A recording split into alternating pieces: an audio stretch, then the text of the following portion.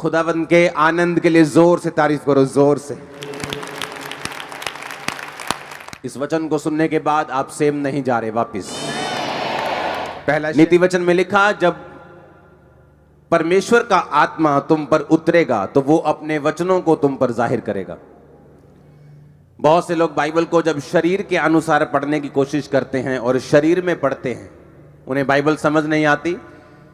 और जब आप इस पवित्र वचन को आत्मा के द्वारा पढ़ते हैं तो परमेश्वर उस विषय में, उस स्थिति में, उस समय में आपसे क्या कहना चाहता है वो आपसे बात करता है। और बाइबल कहती है जिस व्यक्ति को परमेश्वर की बात समझ आ जाए या वो परमेश्वर की बात को सुन ले, उसकी सिचुएशंस कभी सेम नहीं रहती।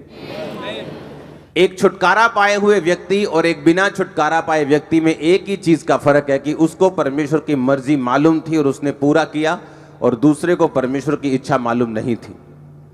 एक व्यक्ति पागलपन में पूरा जीवन बिता सकता है ये सोचकर कि मेरे कर्मों का फल है, लेकिन एक क्रिश्चियन उसके अगेंस्ट फाइट कर सकता है और जीत सकता है, क्योंकि परमेश्वर ने उसे बताया है कि मैंने तुम्हें सांपों और बिच्छुओं को रौंदने का और शत्रु की सारी सामर्थ पर अधिकार दिया और किसी भी वस्तु से तुम्हें कुछ भी हानि ना होगी।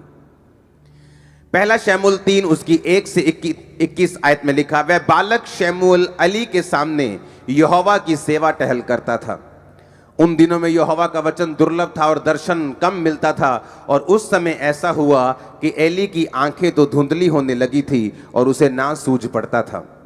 जब वह अपने स्थान में लेटा हुआ था और परमेश्वर का दीपक अब तक बुझा नहीं था, और शमूएल यहोवा के आराधनालय में जहां परमेश्वर का संदूक था वहां लेटा था। यहोवा ने शमूएल को पुकारा और उसने कहा, क्या आज्ञा? तब उसने एली के पास जाकर दौड़कर कहा, क्या आज्ञा? तूने मुझे क्यों पुकारा है? वह बोला, मैंने नहीं पुकारा, फिर जा लेटा रहे। और वह जाकर लेट गया। तब यहोवा ने फिर पुकार कर कहा, हे शमूएल। शमूएल उठकर अली के पास गया और कहा, क्या आज्ञा? तूने मुझे पुकारा है। और उसने कहा, हे मेरे बेटे, मैंने नहीं पुकारा, फिर जा लेटा रहे। उस समय तक शमूएल यहोवा को नहीं पहचानता था और ना ही यहोवा का वचन उस पर प्रकट हुआ था। फिर तीसरी बार यहोवा ने शमूएल को पुकारा और वह उठकर एली के पास गया और कहा, क्या आज्ञा? तूने मुझे क्यों पुकारा है? तब एली ने समझ लिया कि इस बालक को यहोवा ने पुकारा है। इसलिए एली ने शमूएल से कहा, जा लेटा रहे। यदि वह तुझे फिर पुकारे तो तू कहना, हे यहोवा कह, क्योंकि तेरा दास सुन रहा है। तब शमूएल अपने स्थान पर जाकर लेट गया। तब यहोवा आ खड़ा हुआ और पहले के समान पुकारा, शमूएल, शमूएल। शमूएल ने कहा, कह, क्योंकि तेरा दास सुन रहा है।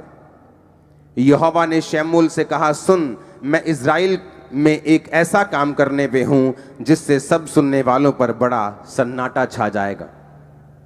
अपने हाथों को उठाकर, अपनी आंखों को बंद करके खुदावंद से बात करो, परमेश्वर, आज जो वचन मैं सुनने जा रहा हूं ये मेरी तरक्की का, मेरी आशीष का कारण हो। ये वही शमूएल है जिसको हन्ना ने परमेश्वर के भवन में दे दिया था।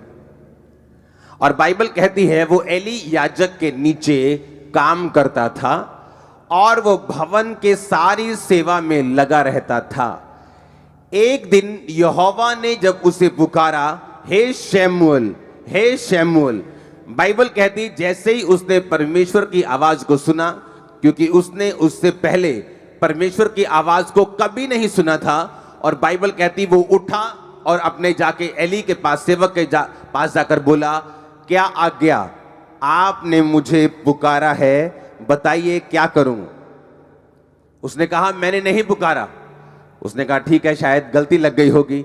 वो फिर जाकर लेटा और बाइबल कहती है फिर यहोवा ने पुकारा, हे शमूएल, हे शमूएल। उसने जाकर एली को कहा, तूने मुझे पुकारा है? उसने कहा, नहीं, मैंने नहीं पुकारा। जब तीसरी बार भी ऐसा हुआ और जब एली समझ गया कि परमेश्वर इसको आवाज लगा रहा है, और उसने कहा, शमूएल, अब जब परमेश्वर तुझे आवाज लगाए तो तू बोलना, हे यहोवा, क्या आज्ञा? मैं तेरा दास सुन रहा है, तू बोल, तू क्या बोलना चाहता है? अब मैं आपसे एक क्वेश्चन करना चाहता हूं। अगर इस भीड़ में आप यहां बैठे हैं, आपकी मम्मी या आपके फादर या आपका ब्रदर वो पीछे बैठा है बिल्कुल, और अभी भी अगर वो आपको पीछे से आवाज लगाए, आप हजारों लोगों में से उसे पहचान लोगे, हाँ या ना? आपका नाम अगर अमित है और पीछे से आपकी मम्मी आवाज लगाए अमित बेटा, तो आप पीछे मुड़ के देख लोगे मेरी माँ ने आवाज लगाई है। लेकिन अगर आप एक स्ट्रेंजर, एक ऐसा व्यक्ति जिसकी आप आवाज नहीं पहचानते, बाइबल कहती है मेरी भेड़ें मेरी आवाज को पहचानती हैं। हाँ, अगर आपकी मम्मी पीछे से पुकारे बेटा तो आप सुन लोगे, लेकिन अगर कोई और पुकारे तो आपको लगेगा किसी और को आवाज लगाई जा रही, मेरे को नहीं, क्योंकि वो आवाज आपने सुनी नहीं, वो आपकी अपने की नहीं। यीशु मसीह ने कहा मेरी भेड़ें मेरी आवाज को पहचानती हैं और वो मेरे पीछे चलती हैं। अब यहां पर जब परमेश्वर ने शमूएल को आवाज लगाई तो बाइबल कहती है उसकी आवाज, परमेश्वर की आवाज एली याजक की आवाज से बिल्कुल मेल खाती थी और 100% मिलती थी। ऐसा नहीं हो सकता कि आपको कोई और आवाज लगाए और आप अपने पापा के पास चले जाएं। अगर आपके पापा की आवाज आपको नहीं आई, आप बाहर देखेंगे जाके घर के कि मुझे कौन आवाज लगा रहा है, क्योंकि वो आपने वो आवाज सुनी नहीं। लेकिन अगर वो आवाज आपकी माँ ने या बाप ने या भाई ने लगाई है, आप डायरेक्ट उसके कमरे में जाके पूछोगे कि क्या बात है, आपने मुझे पुकार रहे थे, आप बुला रहे थे, बताइए क्या चक्कर है। लेकिन बाइबल यहां कहती है कि उसने यहोवा की आवाज को पहले कभी नहीं सुना था। बाइबल कहती है जैसे ही एली याजक उसको मिला और उसने कहा मैंने तुझे नहीं पुकारा, वो बड़ा हैरान हुआ, फिर वापस गया, लेटा। तीसरी बार जब परमेश्वर ने पुकारा तो फिर एली याजक की आवाज में ही पुकारा। परमेश्वर की जो वचन है उसमें एक एक बिंदु, अगर बाइबल में जहां पौलुस कहता है कि तुम दाखरस के मतवाले ना बनो परंतु पवित्र आत्मा से परिपूर्ण होते जाओ, अगर आप उसके बाद बाइबल देखेंगे तो वहां पे सेमीकोलन लगा है। ऐसा सेमीकोलन होता है, ना तो फुल स्टॉप लगा है ना कोमा लगा है। उसका मतलब होता है कि अभी सेंटेंस खत्म नहीं हुआ। आगे उसने लिखा अपने आप से भजन संहिता से बातें करते हुए, गैर भाषा में प्रार्थना करते हुए धन्यवाद। यानी अगर उसने ये कहा कि तुम पवित्र आत्मा से परिपूर्ण होते जाओ, तो सेमीकोलन का मतलब कैसे होना है। बाइबल इतनी गहरी है, इतनी वो गहरी है कि एक कोमे का, एक बिंदु का, एक फुल स्टॉप का भी पूरा उसमें कारण है। अगर बाइबल में वो जिक्र है, यहां पर बहुत बड़ा कारण था कि परमेश्वर ने शमूएल से जो बात की अपने सेवक की आवाज की मैचिंग में और पूरी तरह से अपने सेवक की आवाज के रूप में ही शमूएल से कहा हे शमूएल, हे शमूएल। बाइबल कहती है अगर इजराइलियों के छुटकारे के बीच में, उनके और परमेश्वर के बीच में कोई कनेक्शन था तो वो कनेक्शन मूसा का था। बाइबल कहती है मूसा के चले जाने के बाद अगर कोई कनेक्शन उनका और परमेश्वर के बीच का था तो वो यहोशू था, वो जीसस क्राइस्ट थे, वो पतरस था, वो पौलुस था। बाइबल कहती है कि परमेश्वर ने जानबूझ के जब शमूएल को आवाज लगाई तो उसने जानबूझ के एली की आवाज में उसको आवाज लगाई। बाइबल कहती है कलीसिया का काम जो है सिर्फ चर्च में आके बरकत को पाना नहीं है। बरकत आपको मिल जाती है जिस दिन आप यीशु मसीह को ग्रहण करते हैं अपने उद्धारकर्ता के रूप में। लेकिन जब आप चर्च में लगाए जाते हैं, रोपे जाते हैं, बोए जाते हैं ताकि आप ग्रो कर सकें, आपका मकसद, एक पेड़ को लगाने का मकसद सिर्फ उसको ग्रो करना नहीं होता, बल्कि उस पेड़ का काम होता है फल देना, उस पेड़ का काम होता है छाया देना। बाइबल कहती है जब परमेश्वर आपको चुनते हैं और अपने भवन में लगाते हैं, जो लोग एक से ज्यादा सेवकाइयों में लगे हुए हैं वो किसी काम के नहीं, मैं आपको गारंटी दे सकता हूं। एक ऐसी मेजर सेवकाई होनी चाहिए जहां से आप परमेश्वर की आवाज को ले पाते हैं, जिसको आप रियली फॉलो करते हैं। अगर आप ज्यादा सेवकाइयों को फॉलो करते हैं आप कहीं नहीं पहुंचते। लेकिन बाइबल कहती है अगर आप एक आवाज को सुनते हैं और फॉलो करते हैं तो परमेश्वर आपको उस दिशा में लेके जाते हैं जो दिशा आपके लिए परमेश्वर ने चुनी है। अगर परमेश्वर ने शमूएल को भविष्यद्वक्ता के रूप में चुना तो परमेश्वर ने जो स्टार्टिंग की वो एली की आवाज के रूप में उसको पुकारा और फिर उसको प्रोफेटिक मिनिस्ट्री में परमेश्वर लेके गया। अब मैं आपको ये बात बताना चाहता हूं, क्यों परमेश्वर ने उसको एली की आवाज में पुकारा? जैसे आपका जन्म हुआ मसीह में और आप कलीसिया में लगाए गए, बाइबल कहती है, पौलुस ने कहा वो कलीसिया जिसने उसकी 2 बार सहायता की लेने और देने में और दानों और सहायता में, और बाइबल कहती है उसने कहा परमेश्वर तुम्हारी हर घटी को महिमा सहित मसीह यीशु में पूरा करेगा। यानी परमेश्वर की आवाज ये थी कि तुमने जब मिशनरी कामों में मेरा साथ दिया इसलिए मैं तुमको ब्लेस करूंगा। यही काम कलीसिया का था। कलीसिया ने गलती की, सबसे पहली गलती कलीसिया की थी जब यीशु मसीह जी उठे, और जी उठने के बाद जब वो स्वर्ग चले गए, 40 दिन प्रचार करने के बाद 41वें दिन हजारों लोगों के बीच में वो स्वर्ग में गए। और बाइबल कहती है उसी तरह वो हमको लेने भी आने वाले, हमें तैयार रहना है। और बाइबल कहती है उसके बाद जब चेले प्रचार करने लगे और वही चिन्ह चमत्कार चेलों की जिंदगियों से होने लगे, वही मिरेकल्स होने लगे। और बाइबल कहती जब चेलों पर सताव आया और याकूब तलवार से मारा गया, और बाइबल कहती कलीसिया को गलती याद आई कि हमें सिर्फ चर्च में लगाए जाने का कारण आशीष लेना और लंगड़े चलाना और अंधों को आंखें दिखवाना नहीं है। हमारा खुद की ये रिस्पॉन्सिबिलिटी है कि हम प्रेरितों के लिए प्रार्थना करें। और बाइबल कहती जब पतरस को भी उन्होंने मारने के लिए पकड़ा और कलीसिया लॉ लगाकर, यानी पूरी तरह से एकजुट होकर और पूरी तरह से बिना डिस्ट्रैक्शन के, कोई 1 घंटे वाली वो 1.5 घंटे वाली प्रार्थना नहीं थी। लॉ लगाकर मतलब लगातार वो बैठ चुके थे कि परमेश्वर से, जिस तरह लोग धरना लगा के बैठ जाते हैं कि जब तक सरकार हमारी बात नहीं सुनेगी हम उठेंगे नहीं, और जब सरकार देखती है कि धरना असली वाला ये उठेंगे नहीं तो अब आपकी बात वो सुनती, लेकिन जब उसको मालूम होता है कि ये धरना बहुत लंबा नहीं चलने वाला, वो बात को मानती नहीं। उसी तरह से परमेश्वर को मालूम है कि ये व्यक्ति जब प्रार्थना में बैठ चुके हैं, लॉ लगाकर वो प्रार्थना कर रहे हैं, और बाइबल कहती परमेश्वर ने अपने स्वर्गदूतों को रिलीज किया। वो पतरस के पास गया, जेल के अंदर जाके उसकी खुद सांकलें खोली, जेल के दरवाजे खोले, कितने पहरों में उनको रखा, कितनी लेयर्स में उनको रखा जाता था सिपाहियों के पहरे में, उन सबको छोड़कर परमेश्वर ने उसको आजाद किया, अपने घर वापस लेके गया। और फिर कलीसिया को समझ आई कि हमारा काम सिर्फ बरकत लेना ही नहीं, हमारा काम उस विजन, उस मिशन के लिए प्रार्थना करना भी है जो परमेश्वर ने दासों को दिया है।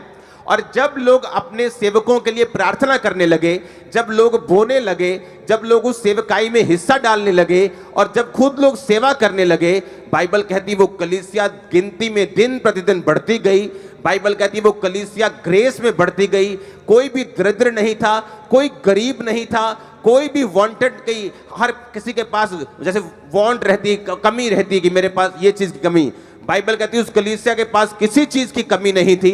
वो कलीसिया गिनती में बढ़ती गई और एक ऐसा समय आया जब लोग डरने लगे, उनकी गिनती इतनी बड़ी हुई।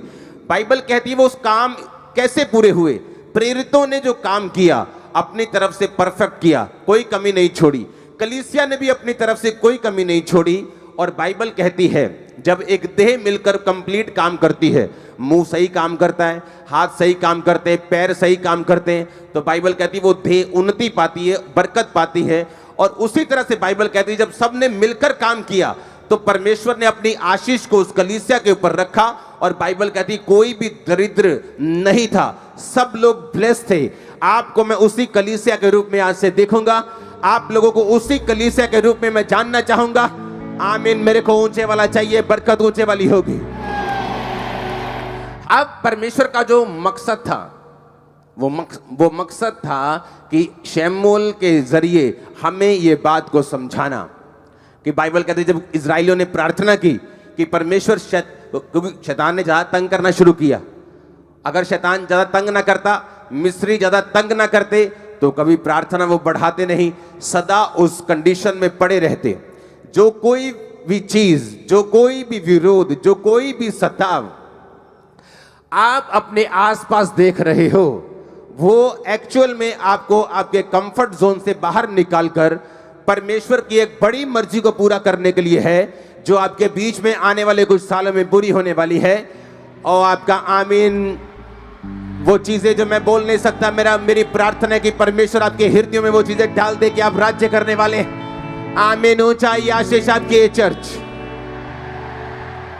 अब जब इजराइलियों ने प्रेयर की, जब शैतान को ये बात मालूम है, मैं आपको बार बार ये चीज बताता हूं, उसको मालूम है अंधेरे में खड़े को कि दूर से कोई रोशनी आ रही है।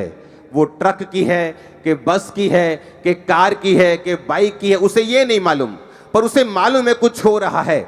शैतान को मालूम हो चुका है कि आप लोग बढ़ने वाले हैं, ब्लेस होने वाले हैं। और इसीलिए बाइबल कहती है जब राजा को डर पैदा हो गया कि ये लोग इतने सामर्थ्य में बढ़ गए हैं, तो बाइबल कहती वो उन्हें दुख देने लगे, उन्हें धमकियां देने लगे। लेकिन बाइबल कहती धमकियों के बावजूद भी, दुखों के बावजूद भी इजरायली लोग बढ़े और इतना बढ़े, इतना बढ़े, इतना बढ़े, क्योंकि यहोवा परमेश्वर उनके साथ था। अब शैतान को मालूम है कि क्या होने वाला है, इसीलिए वो सताव का, वो विरोध का, वो हर मीडियम का यूज करेगा।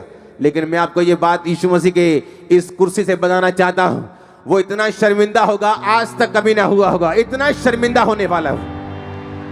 वो शर्मिंदा होने वाला यीशु मसीह के सामर्थी नाम में। हालेलुया। और बाइबल कहती है जब उन्होंने प्रेयर की, परमेश्वर हमें छुड़ा, परमेश्वर ने मूसा को खड़ा किया। जब उन्होंने प्रार्थना की परमेश्वर हमें बचा, उन्होंने यहोशू को खड़ा किया।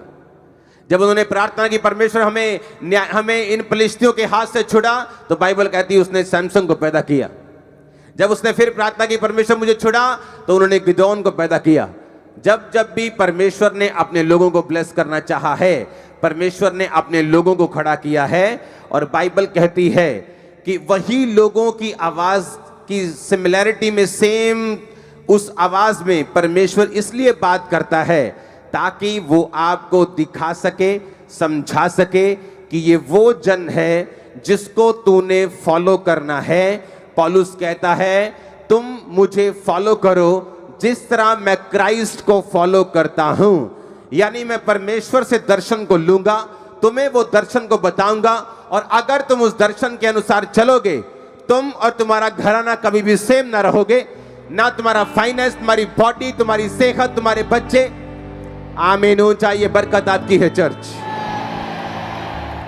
हालेलुया।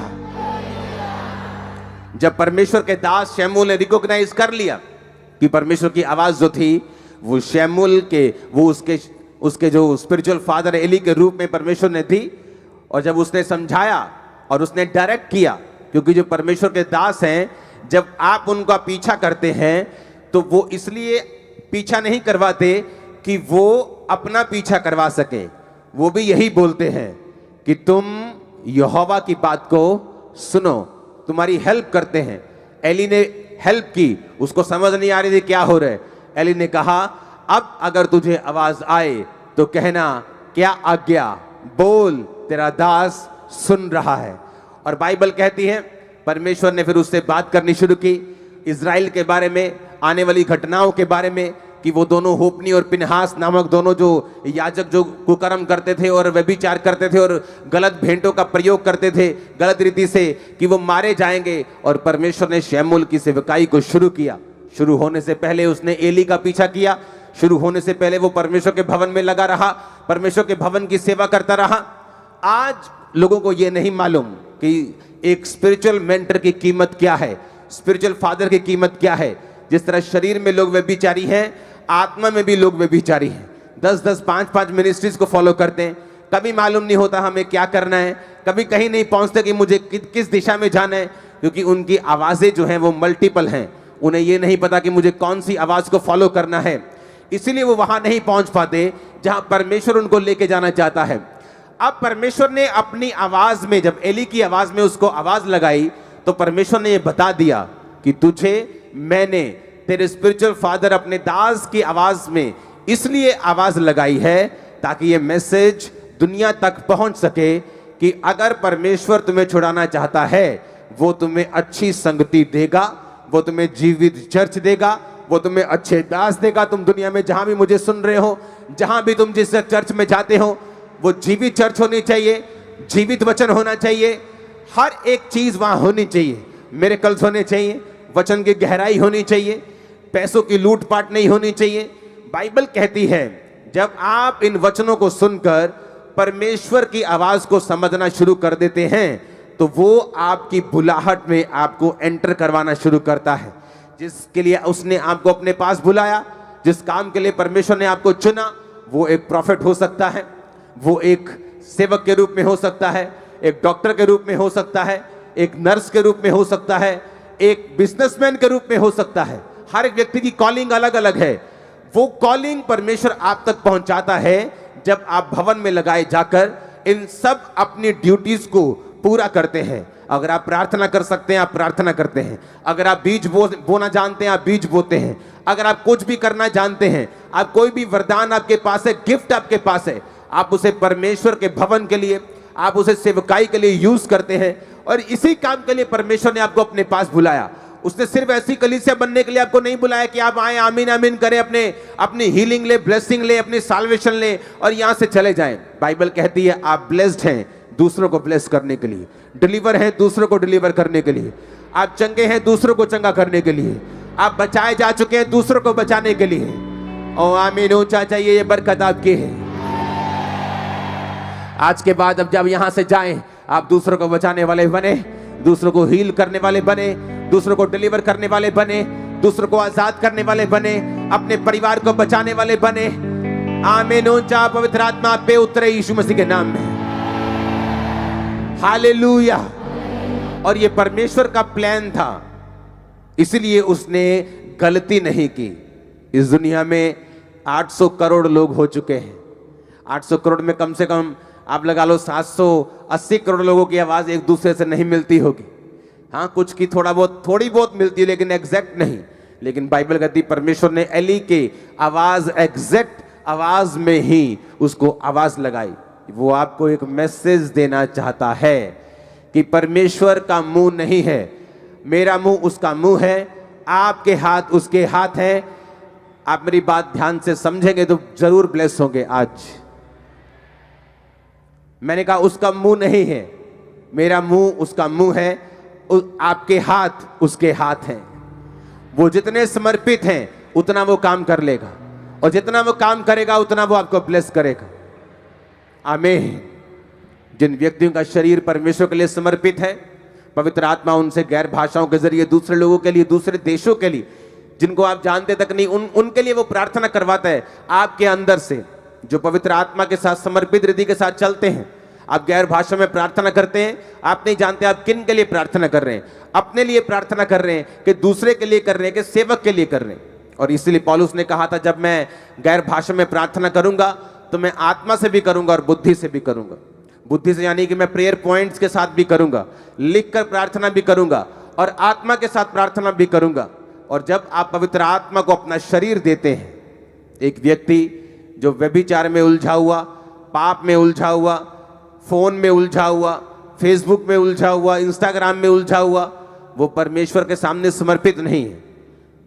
वो ऐसा व्यक्ति नहीं जिसे पवित्र आत्मा यूज कर सके। वो आशीषित हो सकता है, ब्लेस्ड हो सकता है स्वर्ग भी चला जाए अगर कोई मेजर पाप उसकी लाइफ में नहीं है। लेकिन क्या वो इस्तेमाल हो रहा है खुदावंद के लिए? क्या वो यूज हो रहा है? अगर आप यूज होना शुरू होंगे, इस्तेमाल होना शुरू होंगे, वो चाहे थोड़ी स्टार्टिंग क्यों ना हो, शुरुआत थोड़ी क्यों ना हो, वो आपकी जनरेशंस को चुन लेगा, आपके पोतों तक को चुन लेगा। सारा पैटर्न चेंज हो जाएगा, सब कुछ बदल जाएगा। दो गाड़ियों के ट्रैक जब चलते हैं साथ साथ, एक लुधियाना तक जाता है और एक मुंबई तक जाता है, लेकिन अभी दोनों साथ साथ चल रहे हैं। अगर आप ट्रैक चेंज करेंगे तो ज्यादा फर्क नहीं लगता, ये भी इधर जा रहा है और ये भी इधर जा रहा है। लेकिन एक समय आता है जब वो ट्रैक अलग हो जाता है, आगे बढ़ जाता है, अलग ही हो जाता है। इसी तरह से कलीसिया में बैठे हुए लोग हैं, एक सेवा करने वाला, एक बिना सेवा वाला, दोनों सेम ट्रैक पे लग सकते हैं, दोनों बराबर लग सकते हैं, लेकिन उनका फ्यूचर बराबर नहीं है। सेवा करने वालों का फ्यूचर बराबर नहीं है। वो दूसरों से कहीं अधिक आशीषित होंगे, दूसरों से कहीं अधिक आगे होंगे। आमीन, ऊंचा, ये बरकत आपकी है। हालेलुया। ये इत्तेफाक नहीं था कि परमेश्वर उसे एली की आवाज में ही आवाज लगाए। अगर परमेश्वर थोड़ी सी भारी आवाज निकालता, शमूएल, तो उसको मालूम होता कि परमेश्वर की ये किसी की आवाज लग रही, स्वर्गदूत की आवाज लग रही, ये किसी और की आवाज लग रही, ये बड़ी हेवनली आवाज लग रही, पर कहीं परमेश्वर तो नहीं है। तो वो बोल सकता कि तू कौन है, मेरे को आवाज क्यों आ रही है, तू क्या है? लेकिन बाइबल कहती है उस परमेश्वर की आवाज बिल्कुल एली की आवाज की तरह थी। वो आपकी स्पिरिट में कोई मैसेज देना चाहता है। आमीन। ये गलतियां वहीं होती हैं जहां कलीसियाएं नहीं होती हैं। अगर आप अफ्रीका में चले जाएं, 1386 मिलियन वहां पे लोग हैं। आपको इंडियन भाषा में बताऊं तो 135 करोड़ के करीब वहां पे लोग हैं। 70% लोग वहां पे मसीही हैं, क्रिश्चियंस हैं, 70%। पिछले दिनों एक टेस्टिमनी दे रहा था आदमी, वो उस देश का वाइस प्रेसिडेंट बन गया और एक चर्च में वो स्टैंडिंग वॉलंटियर था। डेक बाइबल को लिखने वाला। मैंने आज तक, मुझे इतने साल हो गए परमेश्वर में चलते, मैंने डेक बाइबल जैसी कोई बाइबल नहीं देखी आज तक। चाहे मैं उसे रोज नहीं पढ़ता हूं, मैं अपनी पर्सनल बाइबल को ज्यादा और इब्रानी यूनानी भाषा को ज्यादा पढ़ता हूं, लेकिन डेक बाइबल के जैसी कोई बाइबल इस पृथ्वी पे अब तक नहीं है।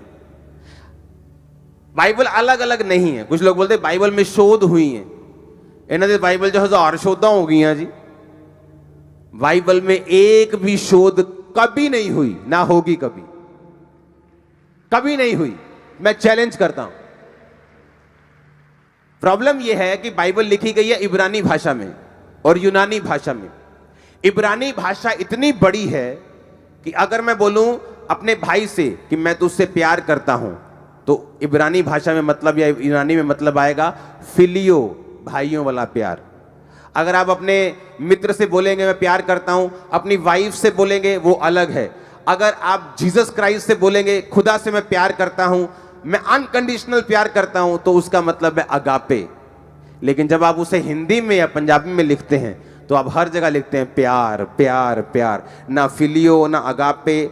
इसीलिए क्योंकि जो ट्रांसलेट करने वाले लोग हैं उनके पास कोई ऑप्शन नहीं होता, तो उनके पास भाषा जो है वो लिमिटेड है। तो प्यार का मतलब प्यार ही है, तो वो प्यार को प्यार तब लिख देते हैं। लेकिन जब आने वाले समय में उनको भाषा को कोई अच्छा शब्द मिल जाता है, हाँ, तो वो क्या करते हैं, फिर उस बाइबल में उस शब्द को वो शोध कर देते हैं। लेकिन ओरिजिनल बाइबल वही है, वो एक बार चेंज नहीं हुई, एक भी बिंदु तक उसमें बदला नहीं है। आप समझ रहे मेरी बात को। और जब दूसरी भाषाएं जो कैपेसिटी में इब्रानी जैसी नहीं है, इब्रानी सबसे दुनिया की पुरानी भाषा है, वो उनकी कैपेसिटी इब्रानी जैसी नहीं है किसी भाषा की। इंग्लिश में भी शोध हुई है, हर भाषा में हुई, क्योंकि जैसे ही उनको अच्छा शब्द उससे मिलता है वो उसको काट कर अच्छे और उससे भी और बेटर शब्द को लिख देते हैं। लेकिन जो ओरिजिनल बाइबल इब्रानी यूनानी में है उसमें वो ऐसा नहीं कर सकते, क्योंकि वो लिखी जा चुकी है और वो कंप्लीट है और वो पूरी है। अब ध्यान से सुनो, जब अफ्रीका में परमेश्वर के काम हुए और वहां पे मसीहत ने जबरदस्त रीति के साथ, और जब मैं मसीहियत कहता हूं तो उसका मतलब क्रिश्चियन धर्म नहीं है। हम जानते हैं कि परमेश्वर धर्म बदलने नहीं आया, हाँ या ना? नहीं तो वो सबसे कहता पहले ईसाई बनोगे तो मैं तुमको ये दूंगा, पहले ईसाई बनोगे। परमेश्वर ने कहा अगर तुम मुझ पर विश्वास करोगे, अगर तुम मुझको फॉलो करोगे, अगर तुम पापों को त्याग दोगे, अगर तुम मुझे अपना परमेश्वर कहोगे, दैट्स इट, आमीन। अब वहां पर जब क्रिश्चियनिटी और मसीहत ग्रो हुई तो वहां पर इस वचन को प्रचार किया गया। पंजाब में, इंडिया में अभी इस वचन को खुल के प्रचार जो है लोग नहीं कर पा रहे, लेकिन परमेश्वर ने मेरी ड्यूटी लगाई है काम करने की। जब वहां पे प्रीच किया गया और उनको चर्च की और अपने पास्टर्स की अहमियत को समझाया गया। आप इमेजिन करो, डेक बाइबल ऐसी बाइबल नहीं है जितना उसने एक्सप्लेन किया है नीचे। जब वो लिखी गई, वो व्यक्ति जिस चर्च का मेंबर था, एक मेंबर ने वो बाइबल लिखी है और उस पास्टर से प्रार्थना करवाने के लिए गया कि मैंने ये बाइबल लिखी है, मुझ पे प्रार्थना कर दीजिए। बाइबल लिखने के बाद भी उसी चर्च का मेंबर रहा। आज कोई अगर एक काम कर दे, इंटरनेट पे उसके 10 व्यू भी आ जाएं, तो अपने आप को इतना कलीसिया से बड़ा समझने लगता है। उसको लगता है कि अब मुझे किसी कलीसिया की जरूरत नहीं, मैं अगर जितना कलीसिया के बाहर काम करूंगा उतना लोग मुझे ज्यादा इनवाइट करेंगे, और धोबी का कुत्ता ना घर का ना घाट का। क्योंकि आपको एक भवन चाहिए होता है जहां से आप इंस्ट्रक्शंस ले सकें, जहां से खुदा आपसे बात कर सके। आपको मालूम हो कि इस मैन ऑफ गॉड की इंस्ट्रक्शन को मैंने लेना है और इसी को फॉलो करना है। That's it. किसी से नफरत नहीं करना, किसी की टीचिंग को निंदना नहीं है, लेकिन वो बाप एक होता है जिसकी आवाज को हम सुनते हैं। अब वो देखो, वो आदमी अभी भी उस चर्च में है। एक चर्च में जब पास्टर ने प्रीच किया कि जब तुम चर्च के साथ फेथफुल रहते हो और अपने दर्शन के साथ वफादार रहते हो तो परमेश्वर तुम्हें बढ़ाता है। इमेजिन करो, इलेक्शन हुए, उस व्यक्ति ने इलेक्शन लड़ने का फैसला किया, चर्च में स्टैंडिंग वॉलंटियर, उस देश का जो अफ्रीका का सबसे बड़ा 16 करोड़ की पॉपुलेशन वाला देश था, वहां को वो वाइस प्रेसिडेंट बना। वाइस सबसे बड़ा वहां प्रेसिडेंट होता है, वहां प्राइम मिनिस्टर नहीं होता। आप बोल सकते हो उप प्रधानमंत्री वहां का वो बन गया, पावर वाला व्यक्ति, जबरदस्त पावर। दूसरा व्यक्ति जो सबसे ज्यादा पावरफुल है उस देश का, और कौन था वो? चर्च का स्टैंडिंग वॉलंटियर। वहां के पॉलिटिशियंस एक भी ऐसे नहीं होंगे क्रिश्चियन जो किसी ना किसी पास्टर के अधीन ना हो। वो जाते और पास्टर से पूछते हैं परमेश्वर क्या चाहता है। लेकिन आज जब एक पॉलिटिशियन खड़ा होता है इंडिया में, वो क्रिश्चियन है, तो उसे लगता है मुझे पास्टर की जरूरत नहीं, मैं खुद ही बहुत समझदार हूं। और सब ऐसे नहीं है। अब ट्रेंड चेंज हो रहा है पंजाब में भी। आमीन। अब आपको अलर्ट रहना है, आपको यह बात समझनी है कि पास्टर का काम सुसमाचार देना नहीं, उसका काम आपको तैयार करना है, उसका काम प्रीच करना है, और आपका काम है सुसमाचार देना, इंडिविजुअल लोगों को जाना, घर घर जाकर बताना। बाइबल कहती है जितना विरोध होगा, जितना आप यीशु मसीह के काम को करेंगे, उतनी ही बरकत और उतनी ही ग्रेस जो है वो आपकी लाइफ के ऊपर आएगी। और तभी मालूम होता है कि आप एक सच्चे क्रिश्चियन है कि नहीं, कि आप एक डरपोक क्रिश्चियन हैं, या आप पीछे हटने वाले क्रिश्चियन हैं, या आप सिर्फ आशीषों को ढूंढने वाले क्रिश्चियन हैं, कि आप सचमुच परमेश्वर से प्यार करने वाले क्रिश्चियन हैं। बाइबल कहती है स्तिफनुस ने डरा नहीं, घबराया नहीं, और वो लोगों को प्रीच करता हुआ परमेश्वर के पास गया। वो टाइम आ चुका है पंजाब में या इंडिया में आपको प्रीच करना है कि यीशु मसीह धर्म जात को बदलने नहीं आया, और क्या है परमेश्वर का सुसमाचार, वो आप लोगों को बताना है। खुदाबंद आपके साथ होगा, आपके पांव में पांव डालेगा, आपके मुंह में उसका वचन होगा, और आपके हाथों में उसके हाथ होंगे। ओ आमीन। ऊंचा चाहिए चर्च मेरे को। आपके बच्चों के ऊपर भी पवित्र आत्मा उतरने वाला यीशु मसीह के सामर्थ्य नाम। आमीन। अब आपको इस दर्शन में अब सिर्फ एक हाथ से नहीं, दोनों हाथों से रहना है। एक आंख से नहीं, दोनों आंखों से रहना है, कंप्लीट रहना है और खड़े रहना है। लाइफ सेम नहीं होने वाली, लाइफ सेम नहीं होने वाली चर्च। Hallelujah, hallelujah. अगर आज आप अफ्रीका में देखेंगे तो वहां पर आपको डॉक्टर्स क्रिश्चियन मिलेंगे, वहां पर आपको बहुत से लोग जो हैं वो मसीही मिलेंगे, पॉलिटिशियंस मसीही मिलेंगे। क्योंकि जब पॉलिटिक्स का जिक्र होता है तो लोगों के दिमाग में यही होता है कि घपलेबाजी, गालियां, धरने, दंगे। लेकिन जो पॉलिटिक्स है वो एक्चुअल में ऐसी नहीं है। अगर आपको पॉलिटिक्स देखनी है, विदेशों में जाके देखो। ऐसे देश जो सिर्फ लोगों की बात करते हैं, लोगों के मुद्दों को उठाते हैं। अगर आज आप मसीही हैं और आपका कोई भी मुद्दा नहीं उठाया जा रहा, इसका मतलब आपके लोग वहां नहीं हैं जहां वो मुद्दे को उठा सकें। हालेलुया। आपको ये बात ध्यान में रखनी है, आपको ये समझना है, और आपको दिमाग में रखना है कि आने वाले समय में फिर आपने क्या करना है। जब आपकी आवाज को कोई ना समझे और आपकी आवाज को कोई उठने ना दे, तो आपको फैसला लेना है। आमीन। आने वाले समय में आप एक आवाज बन के खड़े होने वाले हो। खुदा को आप पर प्राउड होगा, मैं आपको बता रहा हूं। आमीन। अपने हाथों को उठाओ। Thank you Jesus.